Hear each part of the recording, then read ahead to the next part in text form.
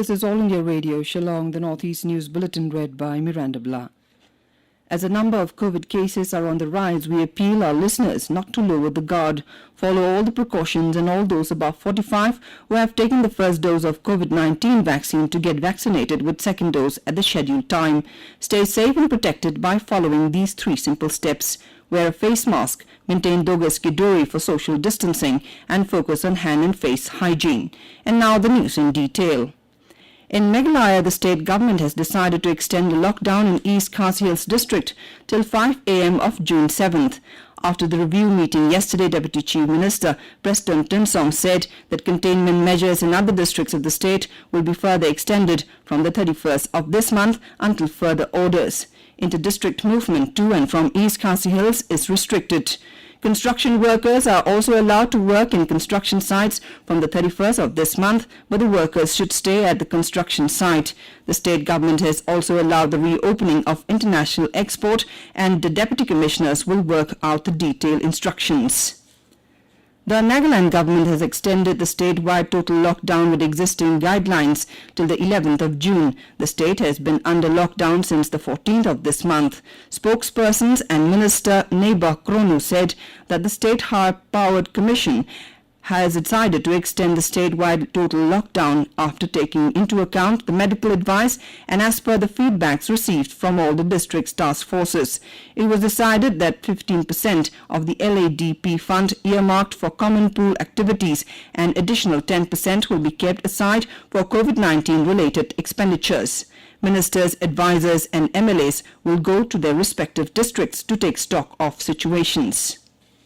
Assam Chief Minister Himanta Biswa Sarma yesterday held a meeting with representatives of the Assam Chah Mazdoor Sangha and other tea bodies and discussed issues pertaining to wage fixation.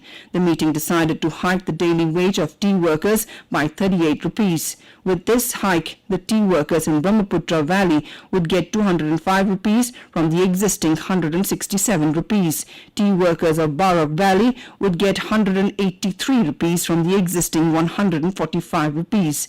The tea workers will get an increased wage with effect from the 23rd of February this year. Manipur Chief Minister Biren Singh yesterday inaugurated a Cryogenic Liquid Medical Oxygen plant having a storage capacity of 10 kiloliters at the JNIMS complex in Imphal East district. He informed that an 80-bedded dedicated COVID hospital for children below 15 years would also be opened soon. The PSA oxygen plant in Chiragchandpur is now operational, and a similar plant will also be inaugurated in Thoubal. Many of the hill districts will also have their own oxygen plants soon. Another cryogenic liquid medical oxygen plant of 20 kiloliters capacity would be installed in Imphal at the earliest. The state now has around 4,000 oxygen cylinders and over 1,000 oxygen concentrators. Another ICU block having 70 beds with ventilators is coming up at JNIMS soon. Assam Chief Minister Himanta Biswa Sarma visited Sarusajai Sports Complex in Guwahati and took stock of an ongoing construction of the 300-bedded COVID hospital set up by Defence Research and Development Organisation DRDO for COVID patients. The Chief Minister informed that the government has signed an MOU with the DRDO to set up the 300-bed COVID hospital with 100 ICU beds and 200 beds with oxygen facility. The DRDO is expected to hand over the facility to the state government in the first week of June and thank the DRDO for completing the project in short timing. In Meghalaya, the number of new COVID-19 cases has reduced for the first time in many weeks, with the state reporting 731 new positive cases and 941 persons who have recovered. However, the state recorded 20 fresh deaths yesterday. The total number of active cases in the state is 8,025. Nagaland reported 192 fresh COVID-19 cases, taking total caseload to 21,215, while 134 positive patients have recovered. With this, the total recovered cases has reached 15,258. The state registered 5 deaths related COVID, increasing the COVID deaths to 331.